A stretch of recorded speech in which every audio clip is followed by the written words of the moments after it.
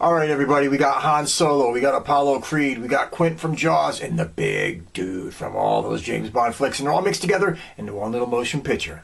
Let's take a look.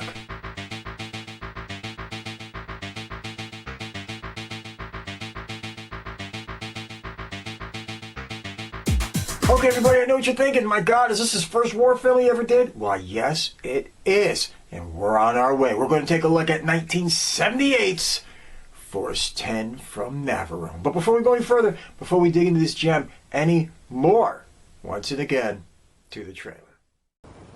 They came to destroy the guns of Navarone. Then Alistair MacLean brought them back in a new smash hit bestseller, Force 10 from Navarone. All right, out! A strike force of different, daring, dangerous men who must work together or die. Go! Robert Shaw. We are going to help the partisans blow up a bridge, and then if we're very lucky, we can all go home. Harrison Ford. Close, close! Yeah. There's no bridge in the world that can't be blown. That's what Force 10 was here to prove. Carl Weathers.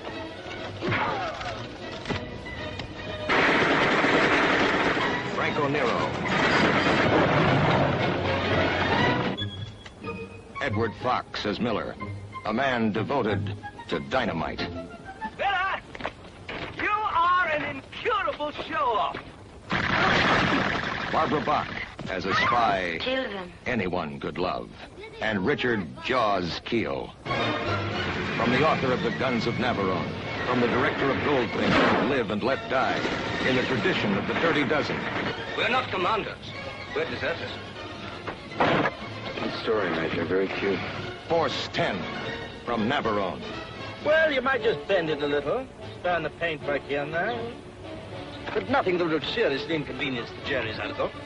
Our experts have been studying that bridge for weeks, and they say it'll blow. Yes. Well, they're probably experts at building things, whereas I'm an expert at blowing them up. Miller, what would happen to the bridge if that central arch was suddenly hit by several million tons of water? Water? But my dear chap, why didn't you say so before? Oh, I did a tremendous job of that. A crack team of tempers and temperament. Some were wise guys. All were wise in the ways of war. Robert Shaw. Harrison Ford. Barbara Bach. Edward Fox. Franco Nero. Carl Weathers. Richard Kiel. You did it! You did it! Force 10 from Navarone.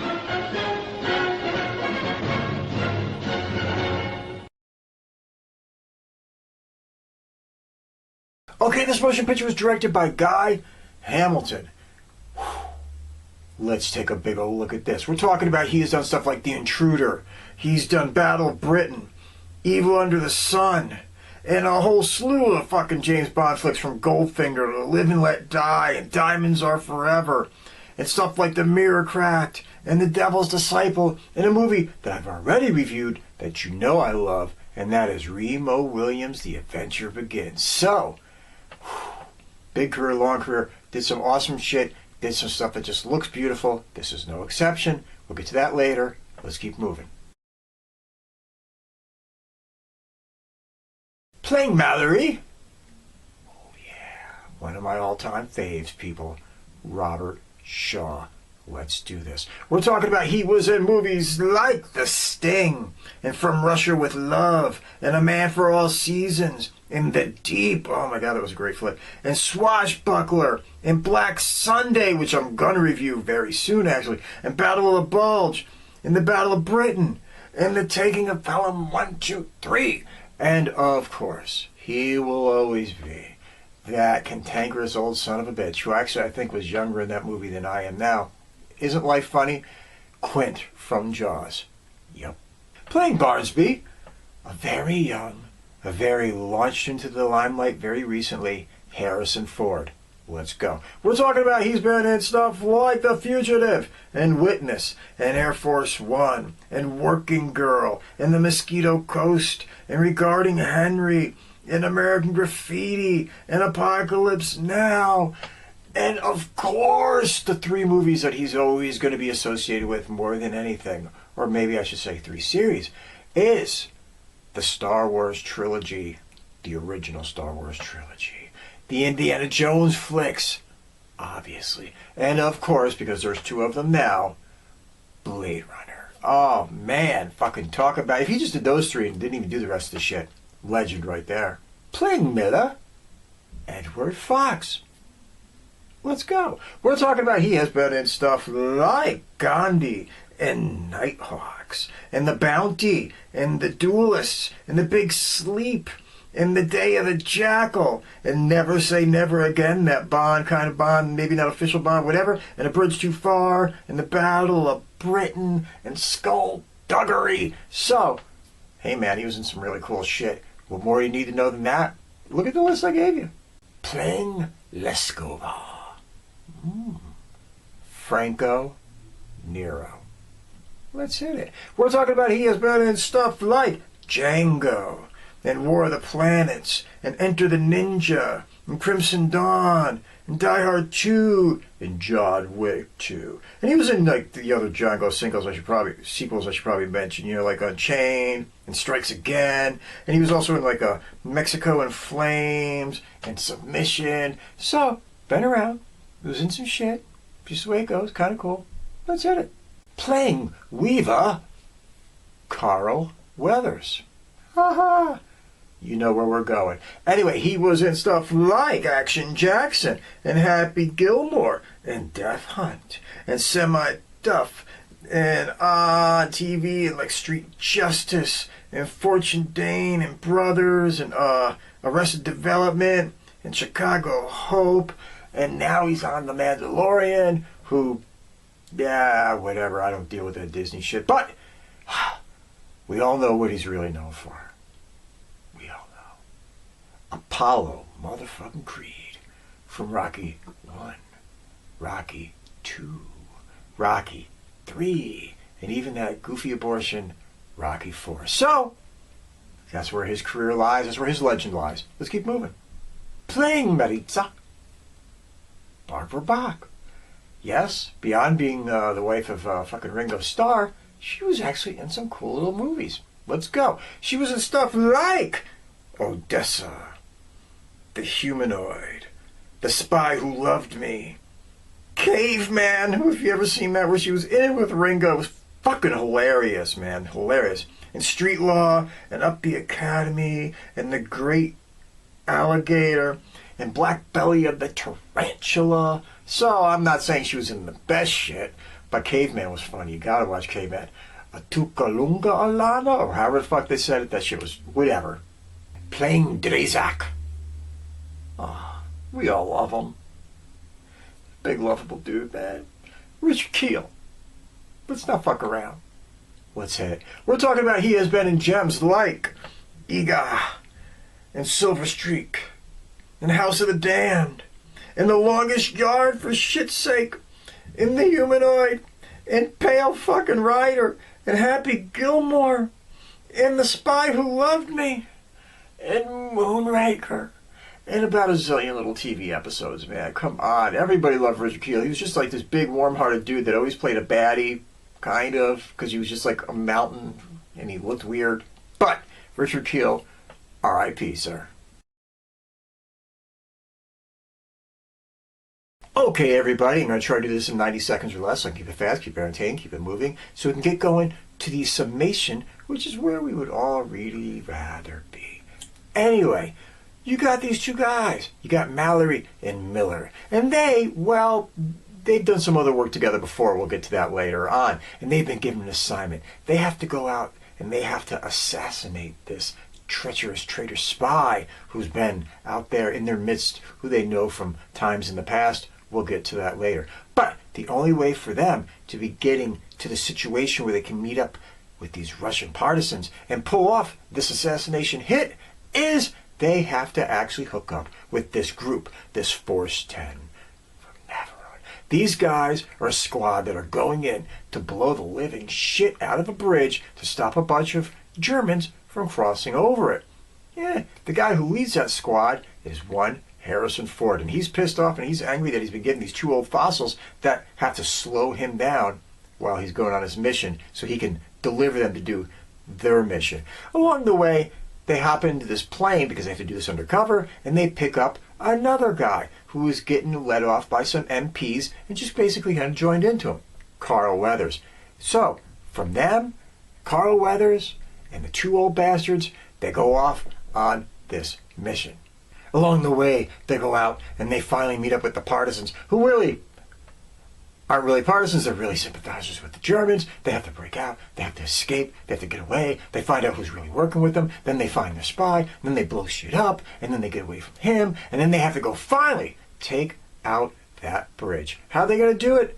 What are they going to do? How are they going to pull it off? I'm not going to tell you. You got the overview of this, you know what I mean? It is what it is. Anyway, let's get going to the summation, because that's where the fun will be. Okay, everybody, why does this motion picture work? First off, there's one thing you have to grab about this motion picture. It's not like what you would think a war movie is by today's standards. Today, a lot of war movies, like, 1917 or Full Metal Jacket or Platoon or Saving Private Ryan, really focus on and show you the horror of war, the tragedy of war. This is from a different generation. This is from a different time when they kind of got into zones where it was more about the adventure of war. Hey, it's an adventure, and that kind of stuff. And that kind of permeates this motion picture. It's never really smacking you in the face with the tragedy or the brutality of war. It's more about like an Indiana Jones movie, kind of set in a war. Before we go any further with anything, let's just get the basic stuff out of the way, obviously. The directing, it looks great. It's a beautiful motion picture to stare at. I mean, Guy Hamilton, I gave you the list of stuff he did. The guy's an amazing director. He knows how to frame a shot. The movie looks wonderful. Ironically, a lot of this movie was actually filmed in New Jersey, which was the stand-in for Yugoslavia. I don't know if that's as good or bad for New Jersey, but it is what it is, and that's how it went. The writing's great. The words coming out of their mouths and the lines that are in it are fine. You can't rip it apart. I'll get to why it all works in a second, but the writing, it is what it is. It needs to be what it needs to be. And they did a good job. And the acting, obviously, come on, man. I just gave you the list of names in this goddamn thing, from Shaw to Fox to Ford to Weathers. They all nail their parts, and they play those kind of characters perfectly in this motion picture. So the acting for this kind of motion picture with that vibe is spot on. And again, let's get back to the vibe of this motion picture. Like I said a moment ago, this is not a horrors of war movie. This is the adventure of war movie.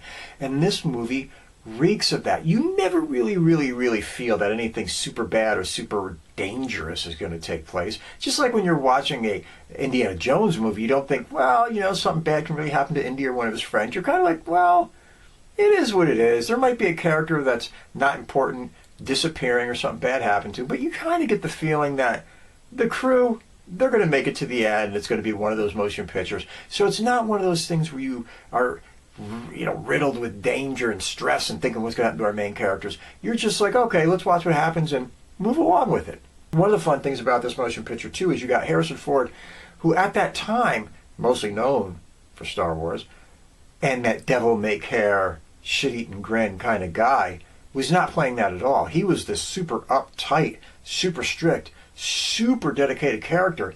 And the other two characters were the devil-may-care, doing everything with a wink and a smile. By that I mean Robert Shaw and Edward Fox. By that I mean Mallory, and by that I mean Miller. They never took the war overtly seriously. Everything to them was with a little bit of a, well, we've been through this before, we've been around a lot, and this stuff, it doesn't stress us. So we're going to kind of laugh and joke our way through it and be a little bit more like, sarcastic. And they're constantly coming out with lines like that. Nothing to them ever feels like it's life-threatening, no matter what situation is going to take place. Even when they're about to be put up and shot, even when they're making up these fake stories about the penicillin in their bag, you'll see, you'll get there. And they're like, wow, what if they find out we don't have it? He goes, well, I would imagine we'll probably be shot. Yeah, that kind of a thing. They don't really take the war too seriously. And because of that, you don't take it too seriously. You're just taking it as an adventure, which is what they're kind of presenting it as. One of the fun things about this motion picture, too, you have to know, this is actually a sequel. Force 10 from Navarone is a sequel to The Guns of Navarone. Now, they start off the motion picture by ending the last picture, which was actually made like a decade and a half, if not more, before this. So a lot of time has gone by, and because of that, you don't have the original cast. You have the characters, you have Miller, and you have Mallory, and you have Barnsby, and they relate into the whole Lescovar character and all that kind of stuff, but they're all played by different actors. They're all played by different people. So they take the end of the first movie and kind of slightly insert the Shaw and Fox characters into it, where it's like, oh, they're those guys now, not the other actors, they're those guys, and you just roll with it. So if you've never seen The Guns of Navarone, it doesn't really make a difference to you. If you've seen The Guns of Navarone and you haven't seen this, well, that's the change. Now, are there any flaws with this motion picture? Yeah, there's a few. There's times when you're watching it in the beginning mostly, and you see things that just, you're like, I don't know about that. The airplane sequence scenes look a little bit thrown together. You know what I mean? When they're in there and they're coming through in that bomber and they're being attacked by German fighters, there's parts of that where you're like, I could tell this is a movie. This is not hyper-realistic looking. Those are models. This is footage. You know what I mean? That kind of stuff. You get past that, you're getting back on track again. And of course, leading into the whole adventure vibe, everybody in this motion picture, even the Germans, all have a little bit of that. Everybody's a little bit sophisticated, and nobody's being really brutal. They're just being very laissez-faire, fun-loving with their situations in life. So that's a little bit odd to see, but again, it fits in well with this kind of a motion picture. Obviously, there's things in this motion picture you look at and you're like, that could never happen. When they set off the explosions in the big dam at the end, I'm not giving away too much, but you get the idea. They set off explosions in a dam. They are literally in a concrete tube 15 feet from all these explosions, which, if it didn't kill them, which it most certainly would have, it would have rendered them deaf for the rest of their lives. They wouldn't hear a bomb going off for another 6 years 5 feet away. And then they just get up and they're like, hey, it didn't work. Whoa. It's like, guys, that's just utterly ridiculous. But it's a fucking movie. And that's the whole point. It's a movie. It's an adventure movie set during the war when nothing really has to be real. It just has to be an adventure, semi-fun, and kind of interesting and beautiful to look at and well acted. And in that regard, much like you would get from something like a Kelly's Heroes or something like that, maybe not that funny, or maybe you would get in like, Where Eagles Dare or something like that. This is just an adventure movie, and that's what it should be taken as. You should have fun with it, even though it's a war flick. You should be entertained by it, and you should just let yourself go and have a good time. And I think you will. Okay, everybody, once and again, and as always, it's been awesome.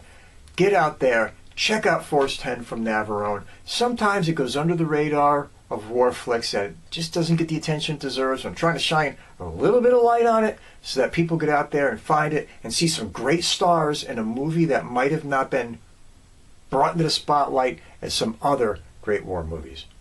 Be good, take care, stay out of trouble, be kind to a stranger, look out for family and friends, but above all else, never, and I mean ever, take any bullshit from anybody. See you soon.